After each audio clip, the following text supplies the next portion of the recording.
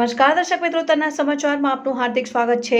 સુરતથી સમાચાર આવી રહ્યા છે કે એસટીના ડ્રાઈવરે લગ્નની લાલચે યુવતીને ફસાવી દુષ્કર્મ આચર્યું। અઠવા પોલીસ મથકમાં દુષ્કર્મની ફરિયાદ નોંધાઈ। ફરિયાદ મુજબ એસટી બસના ચાલકે યુવતીને લગ્નની લાલચ આપી શારીરિક સંબંધ બાંધી તરછોડી હતી। અઠવા પોલીસે એસટી ચાલક સામે ગુનો નોંધ્યો। 27 વર્ષીય યુવતી વઘઈમાં રહે છે અને તે સગરામપુરા ખાતે પ્રાઇવેટ કંપનીમાં નોકરી કરે છે। યુવતી એસટી બસમાં વઘઈની અપડાઉન કરતી ત્યારે ચાલક સાથે મુલાકાત થઈ હતી અને ચાલકે તેને લગ્નની લાલચ આપી પ્રેમજાળમાં ફસાવી હતી અને છેલ્લા દોઢેક વર્ષથી આરોપીએ યુવતીને ડુમસ, મગદલ્લા અને સગરામપુરામાં ભાડાના મકાનમાં અને ગેસ્ટ હાઉસમાં લઈ જઈ શારીરિક સંબંધ બાંધ્યા હતા। અઠવા પોલીસે ગુનો નોંધી એસટી ડ્રાઈવરની ધરપકડ કરી।